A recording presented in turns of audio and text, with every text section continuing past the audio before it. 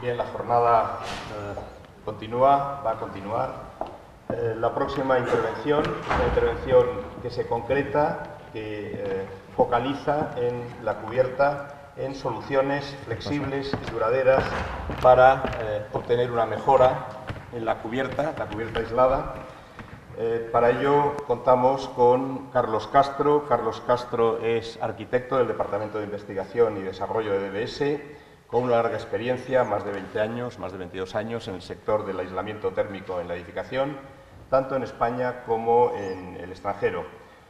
Es miembro de diversos comités técnicos dentro de asociaciones como ANDIMAT, la Asociación de Fabricantes de Materiales Aislantes, o AIPEX, o de AENOR. Es vicepresidente de un comité de normalización de AENOR y también participa en un comité de certificación, el 020, el comité 20 de AENOR. Y personalmente, como persona vinculada a la arquitectura técnica y a esta escuela, a la docencia y a la organización colegial, pues también quiero agradecerle muchísimo. Es profesor, colaborador habitual de la Fundación Escuela de Edificación, esa fundación docente que impulsó hace ya muchos años, creo, el Colegio de Aparejadores de Arquitectos Técnicos de Madrid, Ingenieros de Edificación de momento, de Madrid, y además ha escrito recientemente para la Fundación un espléndido manual sobre aislamiento térmico. Así que cuando quieras, Carlos. Pues muchas gracias, Carlos. También gracias a Inmaculada y en general a la organización de estos encuentros por invitarnos. Yo vengo en calidad de presidente del Comité Técnico de AIPEX, que es la Asociación Ibérica del Poliestireno Extruido, si bien es verdad que mantengo este tipo de actividades en foros de normalización, de certificación y aquí mismo, en esta escuela que me da tan buena acogida siempre. Bueno, pues el tema que nos lleva hoy a hablar es una solución constructiva, posiblemente muy conocida para muchos, pero como ha dicho Carlos, en este caso hablar de cubierta invertida no va a suponer ninguna novedad, pero es interesante hablar de la experiencia. Entonces, quizás lo más significativo de lo que yo voy a exponer es hablar de algo que, si hablamos en términos de sostenibilidad, nos preocupará la vida útil de los materiales y los sistemas constructivos. La semana pasada recogí personalmente un informe del Instituto Torroja, donde estamos viendo el comportamiento de este tipo de solución constructiva en diversos edificios, como casos prácticos. No estamos hablando solo de una evaluación de ensayos de comportamiento a largo plazo o de envejecimiento acelerado. No, hablamos de los casos reales de edificios donde se instaló hace 30 años, periodos de 30 años, este tipo de sistema, para entender precisamente ese interés en términos de sostenibilidad, de algo tan básico como que se sostenga físicamente y manteniendo sus prestaciones, el producto y el sistema. Entonces, sin embargo, vamos a empezar primero con algunas imágenes que nos vayan centrando en la cuestión progresivamente, vamos a decir. Aparte de que esta imagen, ahora pienso que enlaza bien con la presentación anterior, donde se hablaba de construir soluciones aptas en vivienda social. En el siglo XVIII, Claude Nicolas Ledoux tenía ya la preocupación en su libro de la arquitectura considerada bajo el punto de vista del arte, las costumbres y la legislación. Empieza con una imagen muy clara del hombre ante la naturaleza y qué necesidades va a tener ante la naturaleza y ante el tribunal de los dioses. El abrigo del pobre, lo llamaba Ledoux, y dice, y permitiréis que lleve el agua a mi molino. Este inmenso universo que nos maravilla es la casa del pobre. Tiene por bóveda, estamos hablando de cubiertas, la celeste y comunica con la asamblea de los dioses. Sin embargo, el pobre pide una casa y sabe, aquí hay más texto entre medias, y sabe que cuando se emplean materiales durables, la arcilla del tiempo los cimenta. Entonces, tiene que ver razonablemente de una manera aceptable con nuestra cuestión. Ese pobre que mira al tribunal de los dioses, no sé si estará pensando en un asalto a los cielos, pero nos vamos a poner en el punto de vista de aquí arriba, para ir aterrizando en nuestro tema. Este es el gran sistema de sistemas, como también nos ha mencionado en su brillantísima exposición Luis de Pereda. Ese es el sistema de sistemas, el planeta Tierra. Me permito destacar que según Google Earth estamos a unos 11.000 kilómetros de altura, nuestro punto de vista. Vamos a ver también algo que ya ha surgido en las diversas presentaciones. Digamos, los números gordos están bien, la escala es el orden de magnitud. Estamos en este orden de magnitud. Es 1,10 por 10 a la 7. Pero ahora nos vamos a un orden de magnitud inferior. En 10 a la 6 vemos la península ibérica. Y tenemos un factor que multiplica ese orden de magnitud, pero bueno, no oscila mucho, ¿verdad? Estamos hablando precisamente de la importancia de entender esa escala. Seguimos centrándonos, ahí, ya veis. Realmente la imagen ya no es tan notoria al perder de vista el perfil costero. Quizás podáis distinguir toda la red hidrográfica, se ven los ríos, y de hecho nos centramos, aunque no creo que se aprecie bien, pero hay un cauce. Aquí hay otro cauce más notorio, aquí hay otro. No sé si alguien va reconociendo, está claro, ¿no?, dónde nos estamos centrando, porque en el siguiente salto ya empezamos a reconocer muchas cosas. La ciudad de Madrid. En este salto, donde ya nos hemos situado a la altura de un avión, vemos el trazado de las calles, el viario, ¿no? Pero bajamos todavía a otro orden de magnitud y nos vamos ahí y aterrizamos aquí. Estamos en el conjunto de edificios universitarios, de hecho estamos ahora mismo aquí debajo. Esta es la escuela de aparejadores, yo siempre decía, pero... Y me permitiréis, porque no tenía muy claro, vamos a pasar ahora de ese orden de magnitud, de 10 a la 3, es decir, estamos a unos 1.300 metros de altura, según Google, y, en fin, espero que nadie se pique si lo que muestro no es exactamente la escuela de aparejadores, pero es la hermana, vamos a decir que es la escuela hermana. Donde ya hemos bajado ese orden de magnitud a 10 a la 2, y lo ha mencionado Ricardo Tendero, ¿no?, en un momento dado, cuando hablaba de un edificio de 10, de 100. Bueno, pues aquí estamos en metros, estamos en 100, en 10, en 1 metro. Estamos aproximándonos al edificio, pero ya veis lo que ocurre. Ya no vemos las cubiertas. La cubierta realmente es un punto de vista divino, lo verán los dioses, pero muchas veces los humanos pierden de este enfoque. Y solamente los que están subiéndose ahí arriba para quizás su desgracia, para el mantenimiento más o menos comprometido de la cubierta, pues se van enterando de lo que hay. Por cierto, entre paréntesis, cuando se habla de rehabilitación no podemos imaginarnos lo que puede ser tener que rehabilitar tras una guerra. Empezamos.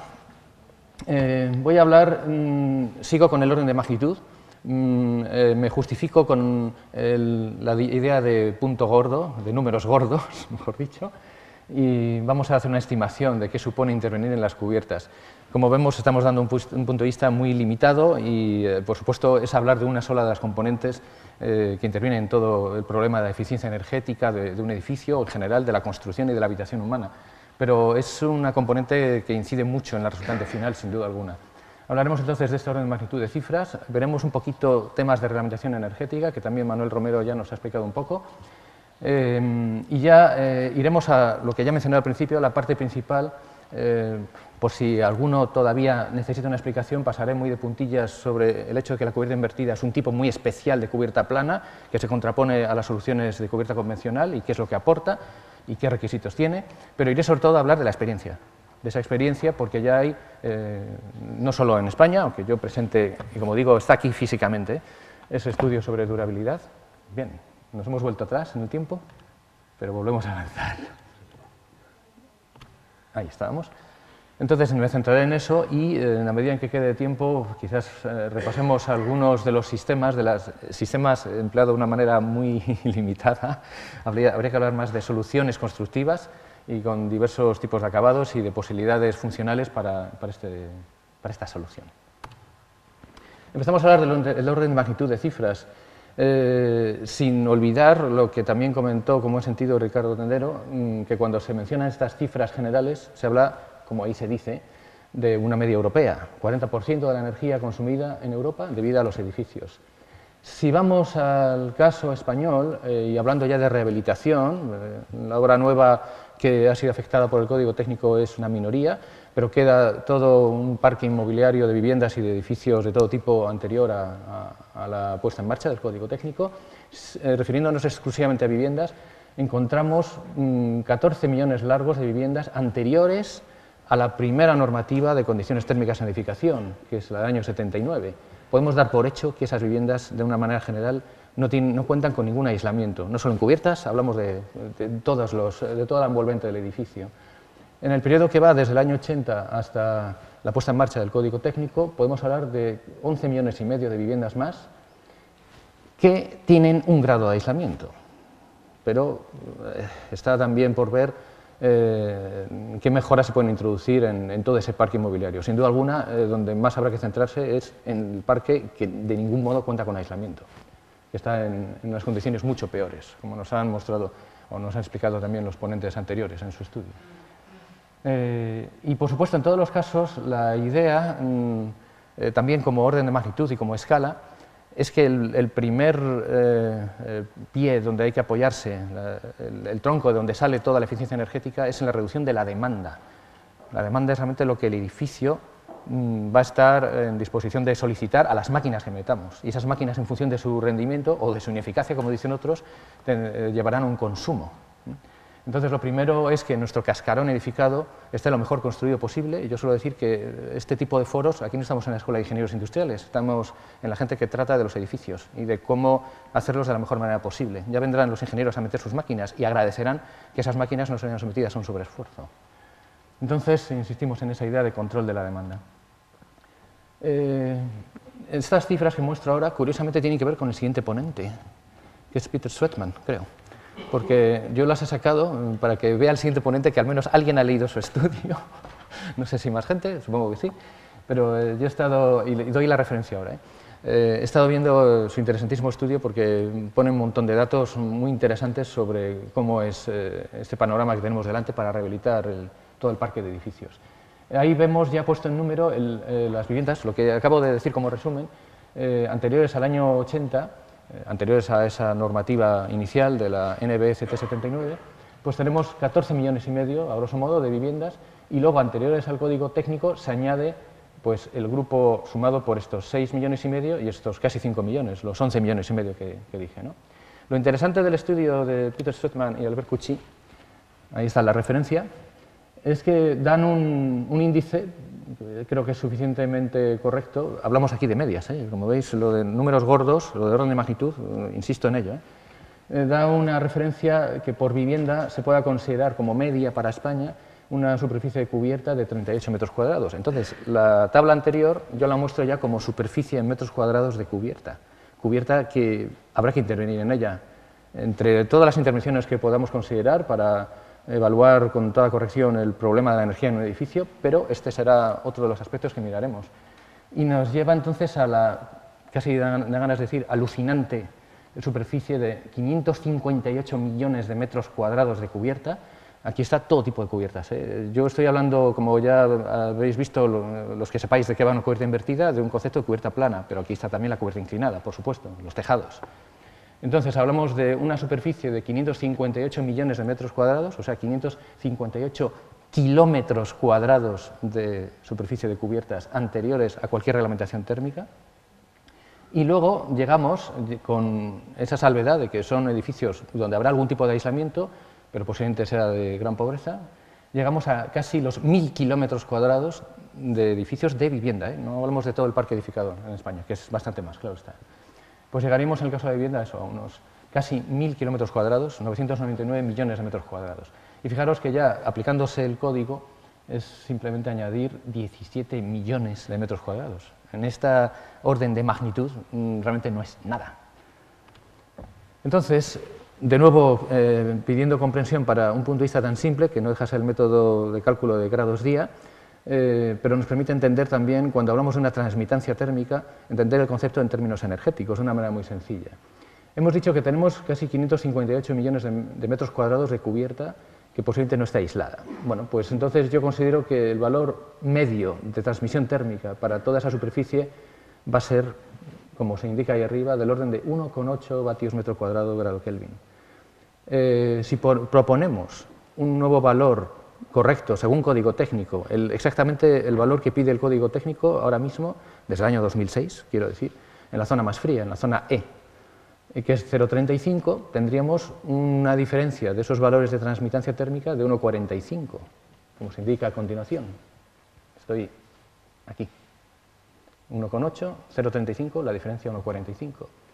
Y equivalente a método grados día, donde vamos viendo las diferencias diarias respecto a una temperatura base, pues yo decido que hay un salto térmico medio en España para un periodo de calefacción entre noviembre y marzo, que son 3.624 horas, de 20 grados interiores menos 10 exteriores, 10 grados. Esto es una simplificación salvaje, Pero el orden de magnitud, podremos cambiar un poco la cifra, pero no si estamos viendo la península ibérica o estamos viendo el planeta Tierra.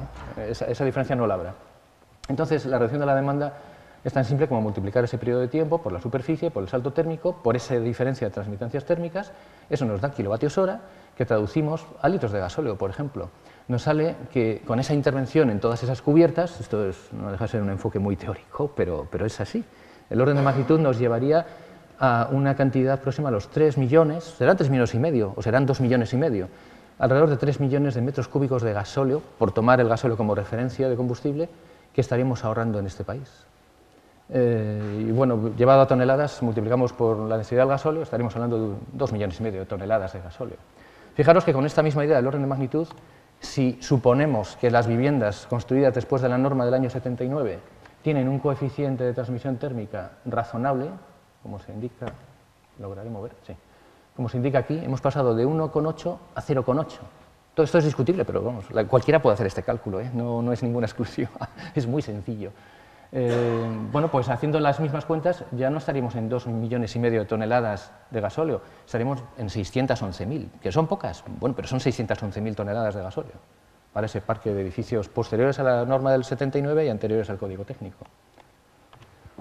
Pasamos a ver, entonces, después de esta introducción, espero que suficientemente atractiva, para poner las cosas en las grandes cifras, pasamos a ver cómo la reglamentación energética lo trata y en parte ya ha habido ponentes que lo han expuesto.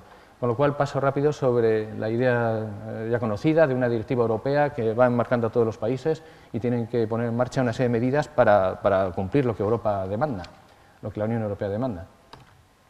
En el caso del Código Técnico conocemos bien qué coeficientes nos está pidiendo, por ejemplo, en la zona D, la zona donde está Madrid. Y aquí viene un pequeño resumen de los diversos coeficientes que nos pide para todas las zonas climatológicas. Valores límite, tal como se define el documento básico de ahorro de energía. Espesores a los que podría llevar en una solución habitual este tipo de exigencia. En la zona D, donde estamos, dependiendo de los materiales aislantes, estaremos entre 7 y 9 centímetros de espesor.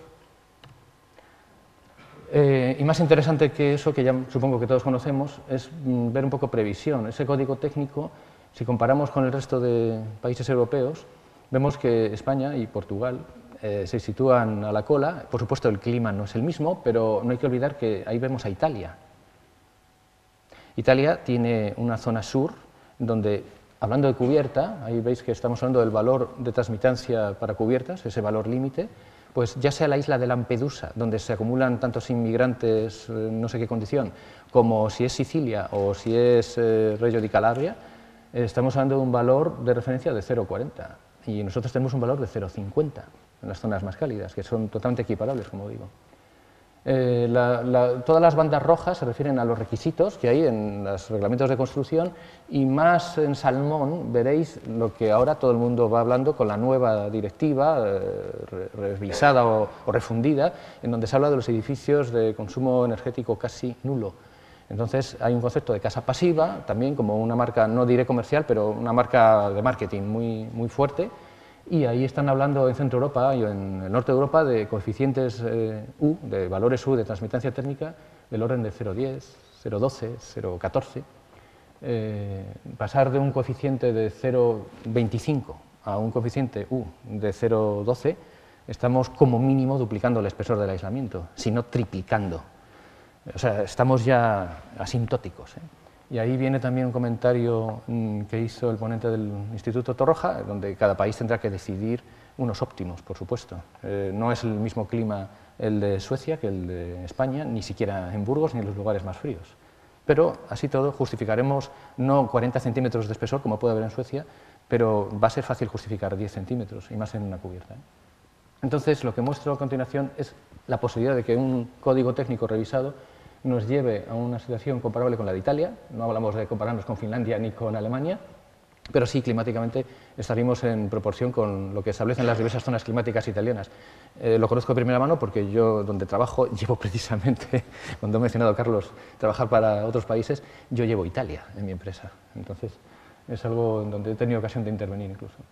Por supuesto, en el caso español, hablar, y he tenido consultas esta misma semana de colegas arquitectos, hablar de coeficientes de transmitancia térmica para una construcción pasiva, a mí me cuesta trabajo aplicar, como me solicitaban, valores de 0,10, 0,12. Yo entiendo que estaríamos más bien en estos valores alrededor de 0,20. Si a alguno le interesa, hay una plataforma de edificación de casa pasiva que también tienen sus criterios y están empezando a moverse por toda España. Pasamos al meollo, antes de que pierda todo el tiempo, porque voy a pasar muy rápidamente mencionando que la cubierta convencional, como cualquier sistema constructivo, yo lo clasifico en dos criterios principales, que sea pesado o ligera, y que tenga un grado de ventilación o no en el interior de esa sección constructiva, lo que llamábamos una cubierta caliente o fría. No hay nada que decir a esto, es conocido por todo el mundo. La cubierta convencional tiene una impermeabilización que debe proteger el aislamiento y vamos a invertir esa posición de esos materiales. Las cubiertas frías, convencionales frías, aquí mostramos también el ejemplo quizás más conocido de una cubierta a la catalana con las 3 roscas de rasilla y el pavimento de baldosín. En materiales aislantes se puede encontrar de todo, sobre todo quizás lanas ha sido lo más frecuente, pero también diversos materiales celulares de raíz orgánica. La cubierta invertida siempre se expone que, aparte de proporcionar un aislamiento térmico, va a permitir evitar los impactos y los envejecimientos que tenga el sistema de impermeabilización, la solución de impermeabilización, desde variaciones de temperatura extremas, lluvia, nieve, hielo, radiación, sobrecargas de viento, gravitatorias, bueno, y posibles efectos. No es que las impermeabilizaciones necesariamente fracasen en una cubierta convencional. No quiero que nadie malinterprete tampoco estas imágenes.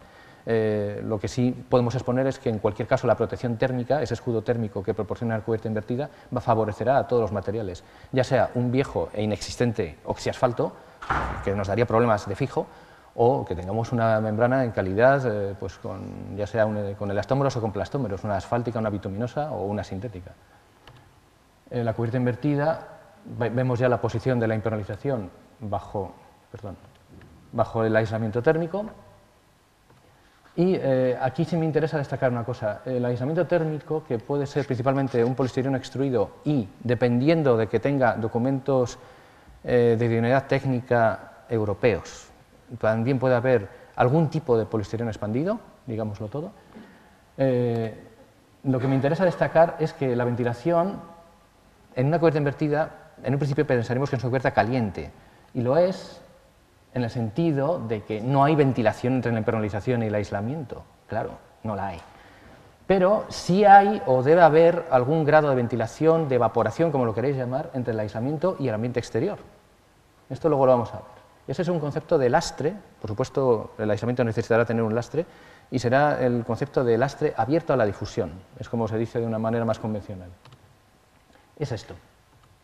Ahí podríamos decir que es una cubierta fría, lo entenderéis mejor cuando se vea el ejemplo de un pavimento, y ese pavimento está sobre unos plots, unos distanciadores, y hay una cámara. Hay una cámara encima del aislamiento, entre el aislamiento y ese acabado que da la baldosa, una baldosa transitable.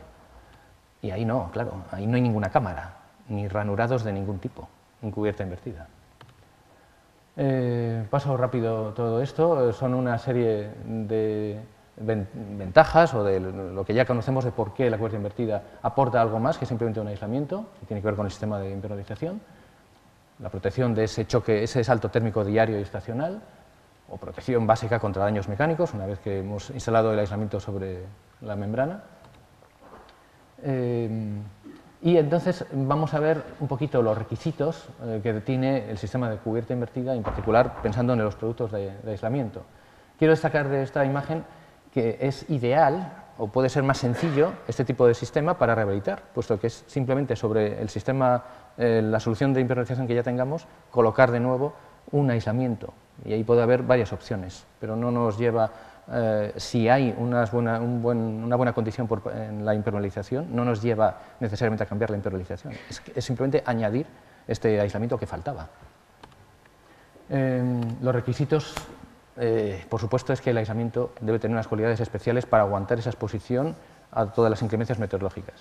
No digo más, hay documentos de referencia ahora mismo europeos, como es este documento ETA 031, o sea, la guía para los European Technical Approvals, es lo que significa, lo veis ahí, la guideline, y hay una serie de características ahí recogidas para este tipo de productos de poliestireno extruido. Consideraciones muy básicas sobre el lastre y la protección que tiene que dar frente a succión, a posible succión de viento, claro está. El material, destacaré este aspecto relativo a la estructura de un poro cerrado, la estructura de célula cerrada, que es lo que permite, de algún modo, que esa estructura sean como pequeños compartimentos estancos, que no es fácil que se saturen de humedad de ninguna de las maneras, y por eso resiste cualquier ataque de humedad, incluyendo la helada. Todo eso se recoge en la norma europea de producto, hay una jerga, el código de designación, lo veréis en cuanto veáis la etiqueta de cualquier producto bajo marcado CE, como es el caso, y ahí hay una serie de referencias de las características del producto. Aquí se mencionan todas ellas. Paso rápido porque quiero llegar a lo que me interesa. Todo esto es como la previsión. ¿Y cómo puede ser ese producto para que funcione bien? Y a largo plazo. Bueno, pues son ensayos incluso que dan una estimación a largo plazo de absorción de agua, de resistencia mecánica, lo que sea. Bueno, veis también la característica de estos productos que hay un auténtico tutti frutti. En fin, es muy conocido en el mercado. Y llego a la durabilidad. La cubierta invertida se ha convertido a lo largo de las últimas décadas en un método de construcción habitual y reconocido. No estamos hablando de una novedad en la medida en que se ha hecho con el poliestireno extruido. Como digo, en España hay obras ya de 30 años y más. Se ha seguido y comprobado por parte de institutos oficiales de la construcción la funcionalidad a largo plazo de esta solución, alcanzando lo que he dicho, periodos de 30 años o más. Aquí hay un ejemplo alemán de colegas que han estado viendo planchas que ya estaban en 32 años. Mantienen las prestaciones térmicas, que es lo que se quiere ver, mantienen las prestaciones térmicas porque no ha habido un exceso de absorción de agua. Aquí, si alguno entiende el alemán, la traducción es esa. Yo no sé alemán, pero entiendo que la traducción es correcta. Y son además ejemplos, 5 minutos, de acuerdo. Entonces, muy bien. Son ejemplos también de sistemas muy usuales en Alemania y en general en toda la órbita germánica de cubiertas ajardinadas, tanto intensivas, con una gran capa de sustrato, como extensivas. Veremos ahora algún ejemplo. Un ejemplo italiano también añadido aquí, para que se entienda que es algo más generalizado en todos los países, la experiencia que digo desde hace muchas décadas. Y paso a lo que me interesa, que como digo lo tengo aquí físicamente. Hemos seguido 5 casos prácticos, diremos, 5 ejemplos en diversas geografías. Hay un edificio en Coruña, que es un hotel, hay 2 en Lleida, uno es un hotel y el otro es un hospital. Uno en Sevilla, que es la Facultad de Ciencias Exactas, y otro en Tarragona, que es un edificio de oficinas de un edificio industrial asociado a la petroquímica de Tarragona. Y son ya cubiertas que alcanzan periodos alrededor de los 30 años, entre 29 y 31. De las 5 cubiertas, 3 eran no transitables con grava y 2 transitables con baldosa de hormigón sobre distanciadores. Vemos el primer edificio, que es el Hotel Rías Altas, si alguno va a Coruña, está muy bien situado entre un par de playas que hay allí cerca de la ciudad.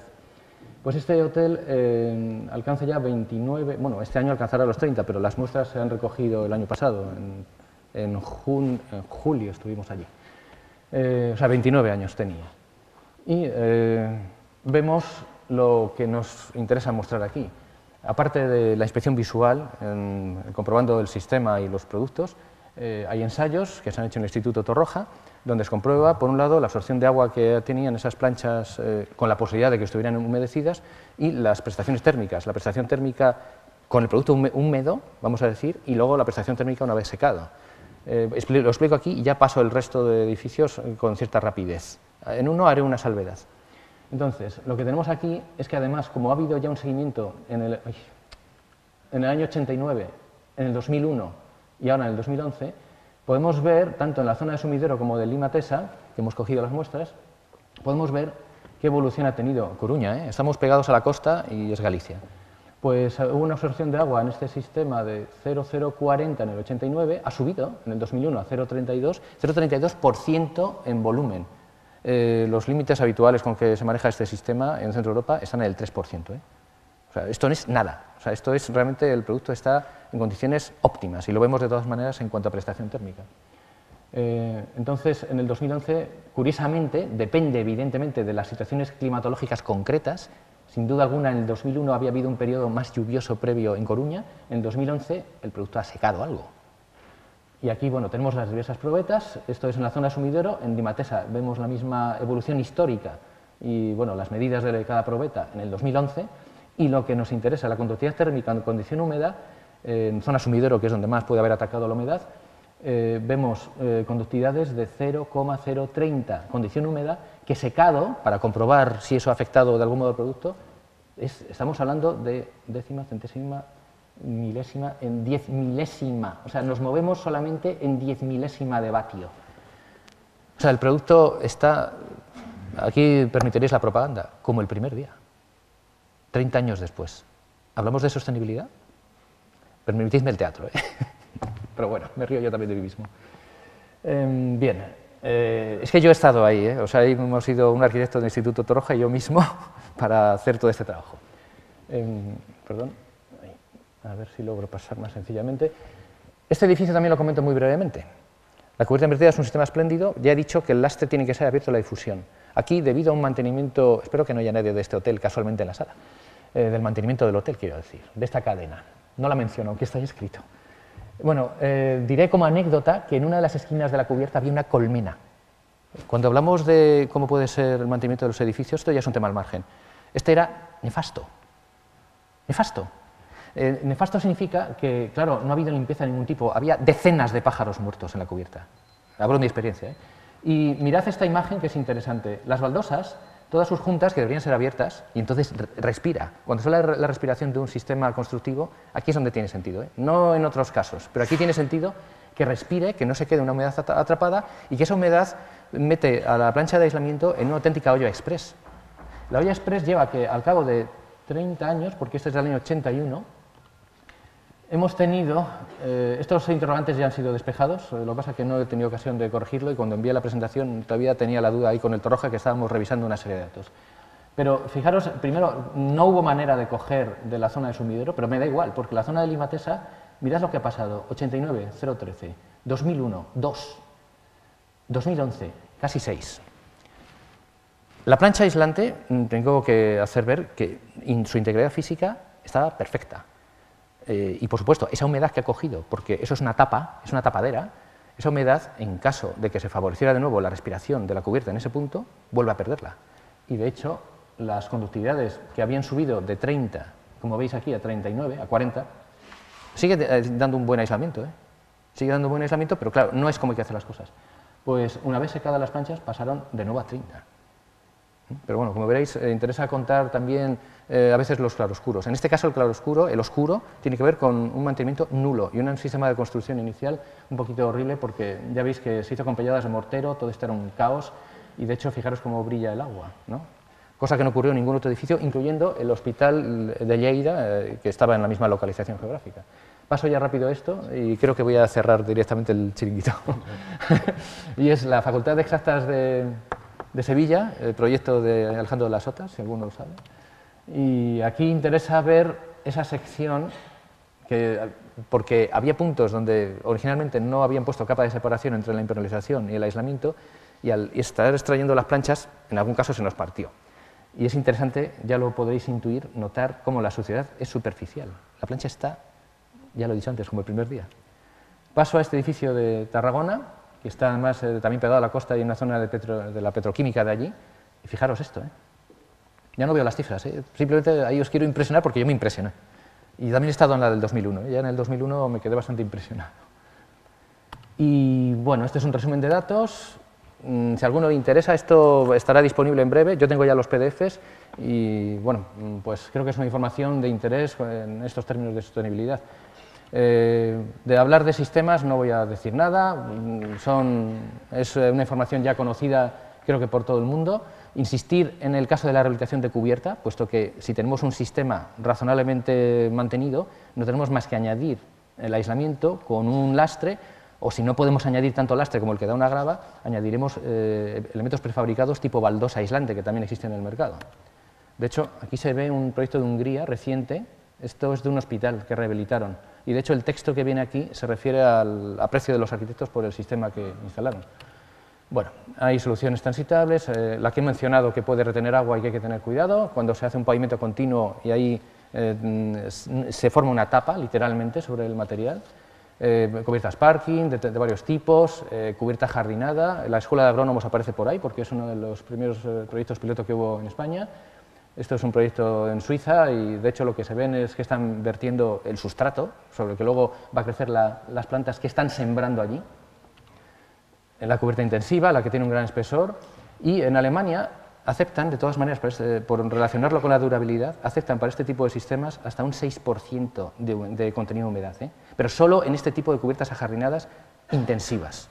O sea, es un caso muy especial. O sea, ahí sí lo tiene medido y es algo que seguido por los institutos alemanes y es correcto. Y con esto, pues volvemos a una imagen del siglo XVIII, no de Ledoux, sino de Loger, donde ya esos árboles han añadido una cubierta. Muchas gracias por la atención.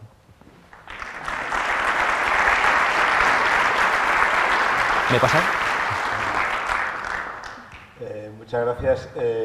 La combinación de conocimiento y pasión lleva a la dificultad de ajustarse al tiempo, sin lugar a dudas. Me pasa. Hemos ido recuperando un poquito de la demora inicial. Me he aprovechado. Si os parece, por el tiempo que queda y por intentar ajustarnos al programa, como afortunadamente estamos en un encuentro con una gran carga online y son muchos los que están siguiendo estas jornadas desde sus terminales, bueno, pues invito a esa iniciativa de preguntar, de demandar. Seguro que tiene una contestación inmediata por parte de Carlos, así que si me escuchas, si os parece oportuno, pasamos al siguiente ponente. Muchas gracias, Carlos. Gracias. Perdón.